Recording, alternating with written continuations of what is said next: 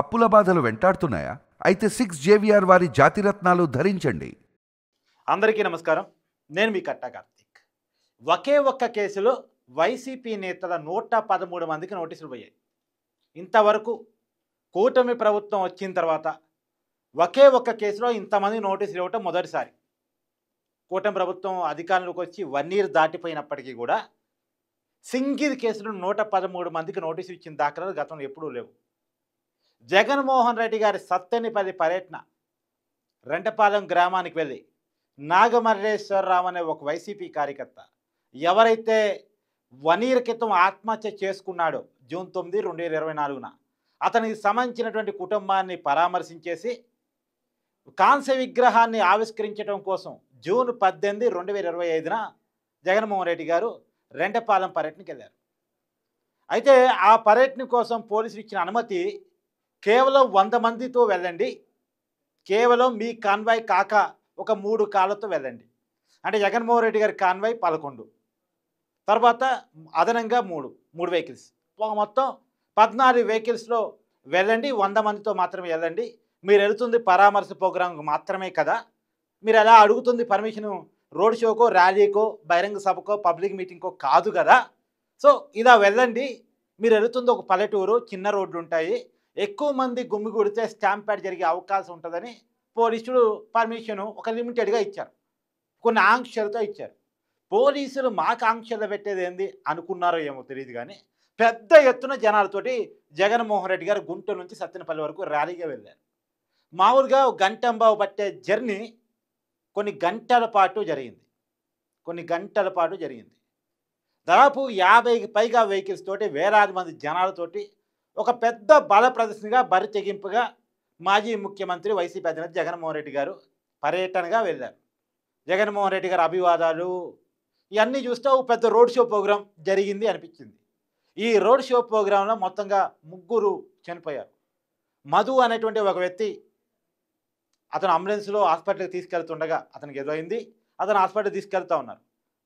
ఆ అంబులెన్స్లో హాస్పిటల్కి తీసుకెళ్తున్నారంటే అది ఎమర్జెన్సీ సిచ్యువేషన్ అని అర్థం. కానీ అంబులెన్సు ఈ జనసందోహం మధ్య చిక్కుకొని పోయింది, ట్రాఫిక్లో ఇరక్కపోయింది. ఆ ఫలితంగా దాదాపు గంట పాటు అంబులెన్స్లోనే ప్రాణాలతో కొట్టుముట్టాడిన మధు అంబులెన్స్లోనే చనిపోయాడు.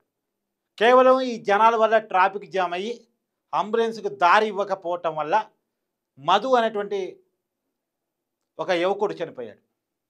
అది ఒకటి. తర్వాత సింగయ్య, ఇదో పెద్ద వివాదం, మీకు తెలియంది కాదు. జగన్మోహన్ రెడ్డి గారి కారు కింద పడి చనిపోయాడు అనేటువంటిది. కారు కింద ఎందుకు పడ్డాడు అంటే పెద్ద ఎత్తున జనం గ్యాదర్ కావటం, జగన్మోహన్ రెడ్డి గారు బయటకు వచ్చి అభివాదం చేయటం, అభివాదాన్ని దగ్గర నుంచి చూసి పూలు జల్లటం కోసం జనాలు పెద్ద ఎత్తున ఎగబట్టంలో తోపులాట, ఆ తోపులాటలో నుంచి సింగయ్య అనేటువంటి ఒక 50 ఏళ్ళకు పైగా వృద్ధుడు జగన్మోహన్ రెడ్డి గారు కారు కింద పడటం, కారు కింద పడ్డ వ్యక్తిని తీసి పక్కన చట్టపద్ధతిలో వేశారనే విజువల్ కూడా వైరల్ అయింది. సరైన టైంలో సరైన చికిత్స హుటాహుటిన అందలేదు. మొత్తానికి వాళ్ళ భార్య చెప్తుంది కనీసం ఆటోలో తీసుకెళ్తామన్నారు, ఎందుకంటే అక్కడ అన్ని కార్లు ఉన్నాయి, కార్లో కూడా తీసుకెళ్ళడానికి ప్రయత్నం చేయలేదు. ఆటోలో తీసుకెళ్తామంటే పోలీసు పర్మిషన్ లేదు. అంబులెన్స్ వచ్చే వరకు ఆగాల్సి వచ్చింది. అంబులెన్స్లో కూడా వైసీపీ నాయకులు ఎవరు అటెండర్గా సింగయ్యకి వెళ్ళలేదు, ఎవరూ పట్టించుకోలేదు. పోలీసులు తీసుకెళ్లారు, అంబులెన్స్లోనే ఏదో జరిగింది ఉంటుందని వాళ్ళ భార్య చేస్తున్న అనుమానాలు. కనీసం అంబులెన్స్ని ఎవరు ఫాలో అయినట్టు కూడా లేరు, మరి ఆమె చెప్తున్న దాని ప్రకారం అయితే. సో మొత్తంగా ఆ పర్యటనలో సింగయ్య ప్రాణం కూడా పోయింది. తర్వాత జయవర్ధన్ రెడ్డి అని చెప్పేసి మరొక వ్యక్తి, జగన్మోహన్ రెడ్డి గారి ప్రోగ్రాం కోసం వచ్చినటువంటి ఒక వైసీపీ కార్యకర్త డ్యాన్స్ చేస్తూ స్పృహ తప్పి కింద పడిపోయి చనిపోయాడు. హార్ట్ అటాక్ అన్నారు, మరి మొత్తానికి అయితే చనిపోయాడు. మొత్తంగా జగన్మోహన్ రెడ్డి గారి పర్యటనలో 3 చనిపోయారు. ఇది కాక ఆ రోజు పెద్ద రచ్చ, అంబటి రాంబాబు వాళ్ళ సోదరుడు భార్యకి డెత్ చేయటం, పోలీసులతో గొడవ పట్టడం, ఓ పెద్ద ఎత్తున పెద్ద బల ప్రదర్శన, బరితెగింపు ఓ ప్రోగ్రాం జరిగింది. దానివల్ల జనజీవనం స్తంభించిపోయింది, రోడ్లన్నీ బ్లాక్ అయిపోయాయి, స్కూల్ పిల్లలు ఇబ్బంది పడ్డారు. ఎందుకంటే పర్మిషన్ రోడ్ షో కోసం ఇచ్చుంటే పోలీసులు ముందుగానే వేరు మార్గాలు ఎత్తుకేవాళ్ళు, కానీ ఇలా ర్యాలీ చేస్తారని, రోడ్ షో చేస్తారని పోలీసులు ఊహించలేదు, ఎందుకంటే పర్మిషన్ ఇచ్చింది దానికి కాదు కాబట్టి. కానీ ఇలా జరగటం ఫలితంగా వేలాది మంది గొమ్మిగొట్టడం ఫలితంగా మొత్తానికి జనాలు తీవ్రంగా ఇబ్బంది పడ్డారు. స్కూల్స్, కాలేజీలు ఇవన్నీ అక్కడ చదివేటువంటి పిల్లగాళ్ళు వాళ్ళంతా ఇబ్బంది పడ్డారు.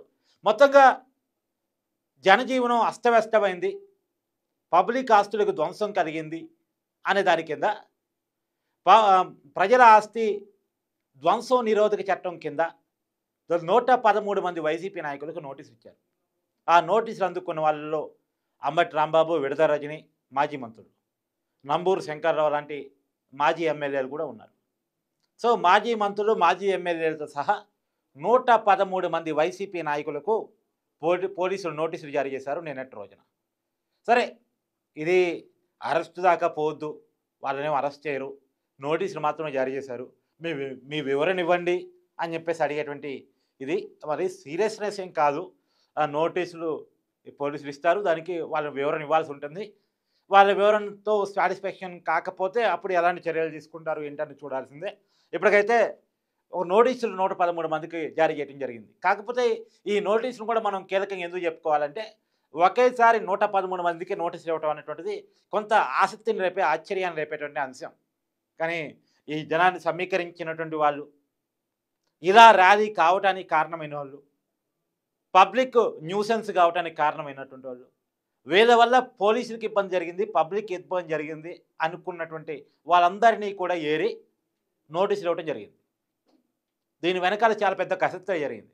ఎవరెవరు జనాన్ని సమీకరించారు, ఇంత పెద్ద జనం గ్యాదర్ కావడానికి ఎవరు కారకులయ్యారు, ఎవరు పోలీస్ ఆంక్షల్ని ఉల్లంఘించారు, ఎవరు పబ్లిక్ ఆస్తులు ధ్వంసం కావటానికి కారణమయ్యారు, ఈ తర్వాత ఎవరు అంబులెన్స్కి కూడా దారి ఇవ్వనంతగా జనాన్ని అక్కడ పెద్ద ఎత్తున గ్యాదర్ చేశారు.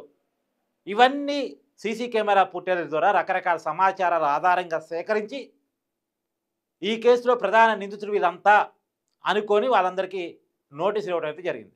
మన నోటీసులకి వైసీపీ నాయకులు ఇచ్చే వివరణ ఏ రకంగా ఉంటుంది అనేటువంటిది రాబోయే కాలంలో మనం చూడాల్సినటువంటి అవసరం అయితే కనపడుతూ ఉంది. సరే, ఈ నోటీసులు అనేది పక్కన పెట్టేస్తే, జగన్మోహన్ రెడ్డి గారు వైసీపీ మాత్రం తమ పర్యటనలో జరుగుతున్నటువంటి నష్టాన్ని మాత్రం రివ్యూ చేసుకొని తీరాలి. ఆంక్షల్ని ఉల్లంఘిస్తూ, చట్టాన్ని ఉల్లంఘిస్తూ చేసే పనుల ఫలితంగా ప్రజలు నష్టపోతున్నారన్న విషయాన్ని గమనించాలి. ఎందుకంటే చనిపోయిన వాళ్ళు ఎవరు? ముగ్గురులో ఇద్దరు వైసీపీ కార్యకర్తలే. వైసీపీ పార్టీ తమ కార్యకర్తలను కోల్పోయింది. తర్వాత ఇవాళ బాగానే ఉండొచ్చు, కానీ ఇవాళ కాకపోయినా రేపులో ఇవన్నీ పబ్లిక్లో డ్యామేజ్ చేస్తాయి. గతంలో వైసీపీ నష్టపోవడానికి ఉన్న కారణాల్లో ఇవన్నీ ఒకటి. ఇప్పుడు మళ్ళా అదే బరితెగింపుని, అదే రౌడీజాన్ని ప్రజల మీద ప్రదర్శిస్తే అవి రాబోయే కాలంలో ఆ పార్టీకి దెబ్బ, ఆ నాయకుడి దెబ్బ. కాబట్టి నాయకుడి ప్రతిష్టకి, పార్టీ ప్రతిష్టకి దెబ్బతీసేటువంటి ఇలాంటి గ్యాదరింగ్స్ని వైసీపీ రివ్యూ చేసుకుంటే మంచిది. తమ కార్యకలాపాలు ఎలా జరగాలి, పరామర్శలాగా జరగాలి, పబ్లిసిటీ లాగా ఉండాలి. పరామర్శని పబ్లిసిటీని కలపకూడదు.